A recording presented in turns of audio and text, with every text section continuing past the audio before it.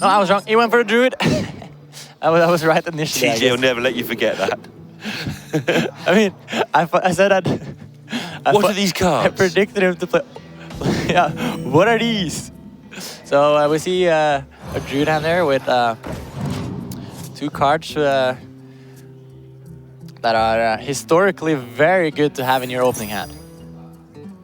Yeah, I mean, having a curve helps as well. Oh, you mean the druids? Okay, historically, back when they didn't cost 3 and 6. Yeah. Everything cost 3 and 6 when I was a boy. I'll explain that one later to our non-British viewers. It really doesn't feel as good to coin Wild Growth on 1 or 2. I mean, or Hero Power.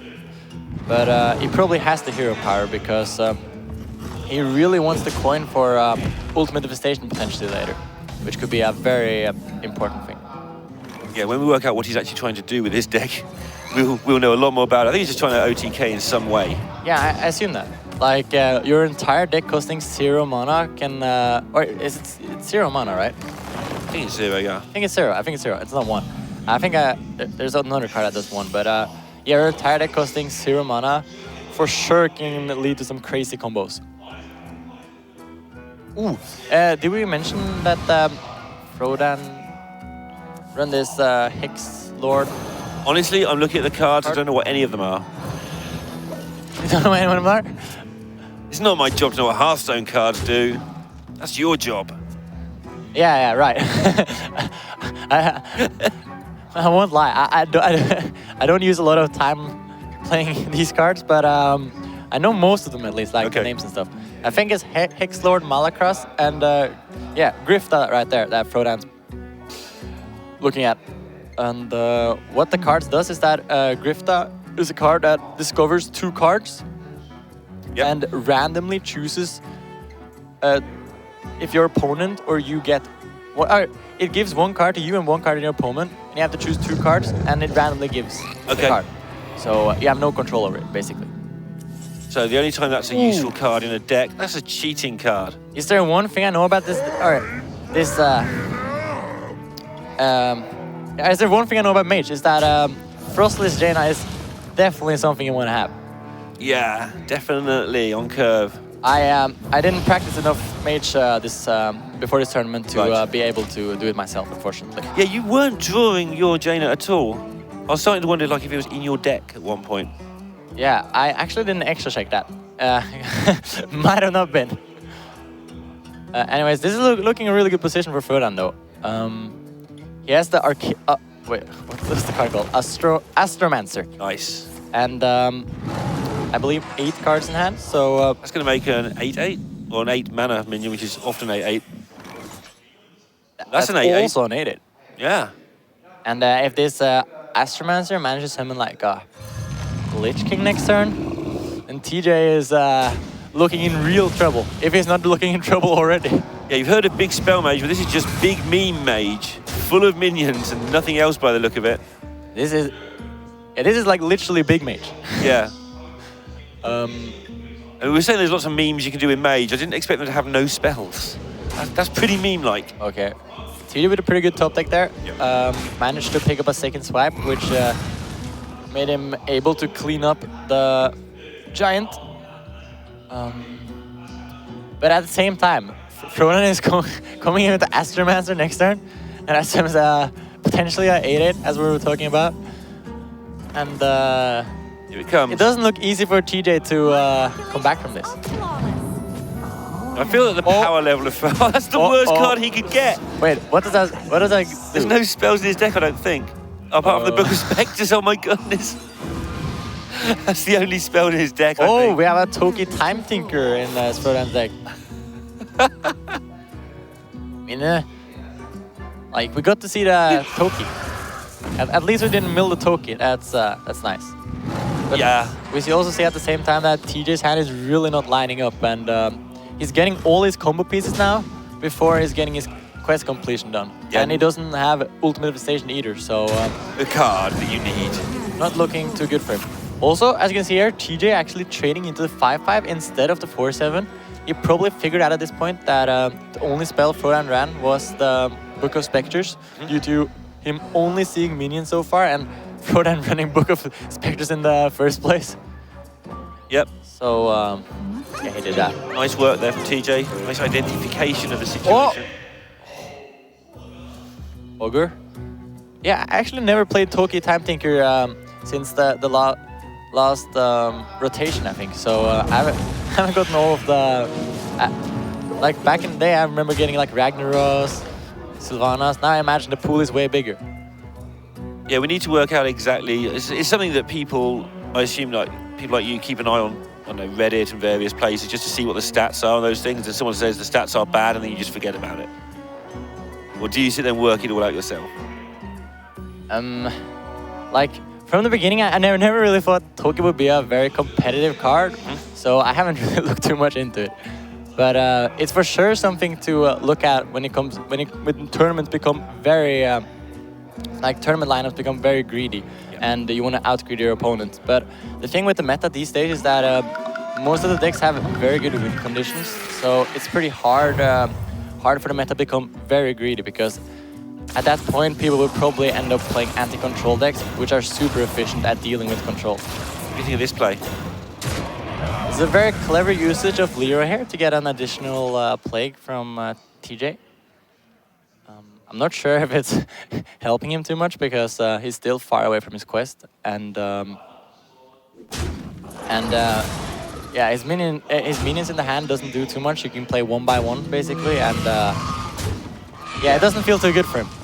Yeah, he didn't have a lot of good choices available, I don't think, so staying alive any way he can, but look at the hand. I'm not sure if I respect this play from Frodan right there. Normally on turn 9, when you have Jaina, that's a good point.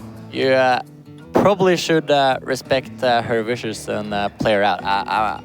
Yeah. Yeah, I think Jaina is a good card to play on turn 9. Yeah, but honestly, I tend to that. agree with everything the player does, so Frodan's probably right. That's how I cast. Yeah, I mean that's a very, very smart way of casting. I can see why people love it. People love it when you just say the player's right all the time. They think that's the best thing. Well, the player is right all the time. From what I knew, the chat was always right, or is always right. Yeah, the chat is right a large percentage of the time. Yeah. Especially when they're counting mana in particular. Especially when they're counting mana, yeah. So, yeah, you can't go over 10 mana in Harsa. Oh, you're looking at the chat. It's a good point. Yeah, Forzen Boy 66 has got it absolutely on the nose there. He understands what it's at. Yeah, okay, here we see Frodan out with the Jaina, taking advantage of the elementals he has on board here, and gaining a lot of life. Yeah, and Frodan dragging it out just a little bit here. Yeah, it seems like Frodan wants to take this as late as possible, and is really like trying to get the most value out of every one of his cards. If TJ wants to here, he can complete the quest, but it's with very high expense, because he has already used a lot of his combo pieces, and we have to use another one here. This deck doesn't seem to come together at all for TJ over these games. No.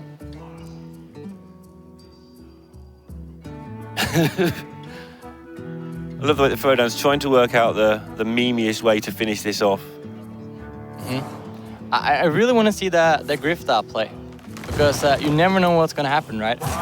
It could be that Frodan only gets like options that would be incredible to get for TJ, and is forced to pick one of them. And yeah, it would be interesting to see. I've actually never seen the card in play before, so yeah, it'd be nice to see it work one way or the other. I think the card, the Grifter, has a place in a very specific meta where you take two cards that are roughly the same, and it's going to help you and never help your opponent. You can't pick two different cards. You've got to, unless you're trying to get lucky, you've got to pick two cards that are the same. And so you know that it. Say you're an aggro deck and you're against a control deck, you pick an aggro card. And if you're a control deck, you pick two control cards. It doesn't help the aggro deck, but it helps you. That's all I've got. I won't lie though. Sitting from a caster position right now, just focusing about talking and like keeping everything interesting all the time, it's super hard to like pay attention to all that's happening in Frodan's hand and what's going on there and seeing the optimal lines. Because he has a lot of options and I don't know. There's a lot of different lines here that he gets rewarded by from different hands of his opponent, and it's super hard for him to choose what line is the best. Yeah, especially when going through his mind. Obviously, Frodan wants to win. Frodan definitely wants to win, and TJ probably does too. They're both pretty competitive, but Frodan also probably wants people to see what TJ's deck does, because we haven't really seen anything other than a fairly mediocre-looking Quest Druid, and that's not TJ's way. There will be something really silly. To do with naught mana Devil Swords and hitting everything a lot. Well, now his deck is all zero cost minions, and he's drawing for something. Oh! Whoa! Well, that is a minion. That is a minion, and it's exactly what he needs right now. I'm not sure what he does afterwards, but we'll find out. He's going to play it? Like, he has the option of playing it here and potentially drawing an Ultimate Infestation next turn, and that would be like a total board spin, but I guess that he already kind of has the board there, so it's fine. It's a very big top deck for Frodan here. If he wants to, at least, he can play the Voodoo Doll and deal with the Barnabas, but instead he chooses to get some more legendaries and water elementals going, which is totally reasonable. Yep. Illidan. Illidan, yeah. Not going to be much use because there's not much board space available. Yeah, Illidan is like one of the classic legendaries that I've seen like the least play, I think.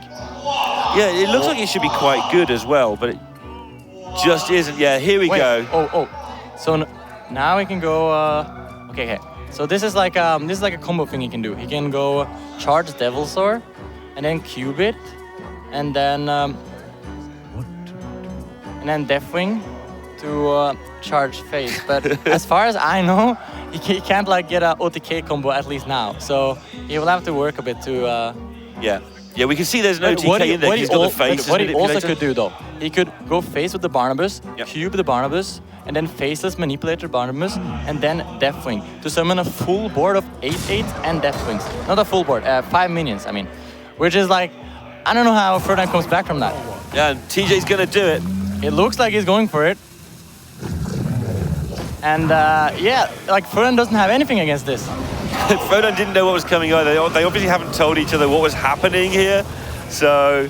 Frodan gets super punished there for not dealing with the Barnabas. Well, he has no spells, so he's in real trouble.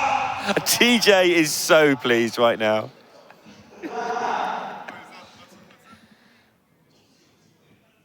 Yeah, he didn't see the cube in the first game at all. I mentioned there might be a cube in there, but I didn't expect the Deathwing as well. I didn't think about that either, but yeah, of course there's a cube in there. That makes like so much sense. And yeah, Frodan could have dealt with the Barnabas there, but he decided to go for the Sindragosa, and I don't know how he come back now. I think he's just dead. It just looks like the world's most terrifying Dr. Boom. Just a 12/12 with 4 8/8 minions next to it. It's a little bit more scary. A little bit, yeah.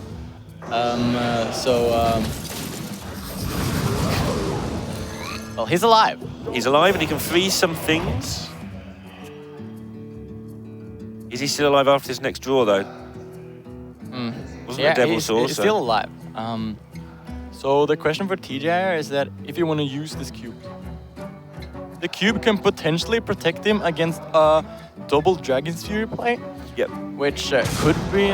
Wait, no. You know, like we know it's not in his deck. Yeah, we're pretty sure. We've established that it would do 2 if it was. Yeah, and he also drew both Book of Specters, so like, yeah, there's no risk there. So he'll probably hold on to the cube because there's nothing to play around. And he's doing this trade because he's afraid of potential lethal outs for Frodan. Now that the minion is freezed, also the cube makes way more sense. Yep. Since the minion couldn't attack next turn anyways. Oi! Basically, just kills one of them. He might have to play the Grifter and just try and find something. Turns out naught mana Deathwings are kind of good. Yeah, this is elemental, right? So this will heal Frodan, right? The Blaze Caller. Yeah, TJ's got to try and do 30.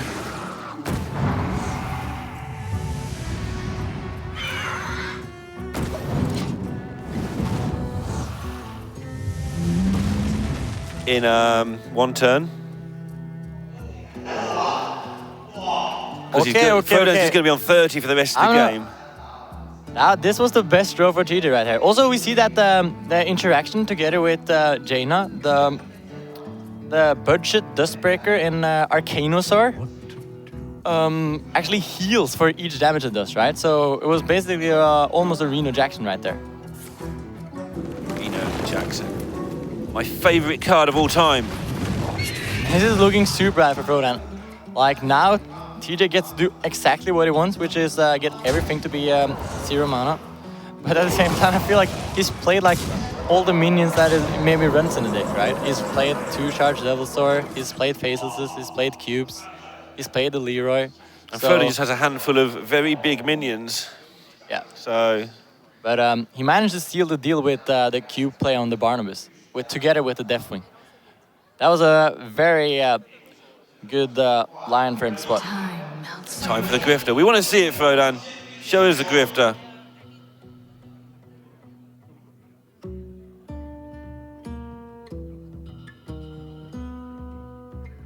Nothing else seems like it's ever going to work. Because we want to see this card. Nope, nope, nope. I mean, that's a very flashy card. Pocket Galaxy would have been quite good about 10 turns ago for this deck. Yeah, and this deck is like a minion only deck also, right? So has like maybe a card that actually runs in the deck, for all we know. It would have been a good pick actually, because TJ's minions would have gone up in cost if he got it, and Frodan's would have gone down in cost if he got it. Yeah, doesn't really matter though, since he is very, very dead on board anyway. Gonna go to 2 games all. We'd expect nothing less from these two experienced players. TJ seems super excited now. I think he's feeling himself going into match 5 now. He is he has his Surrender Priest draft, right? 1-drop Priest. 1-drop Priest versus only Minion Mage. Why don't you guys do this more? Do what? Like scream at the camera, come on! I mean, I guess you guys are all friends. Casters all hate each other, so. I think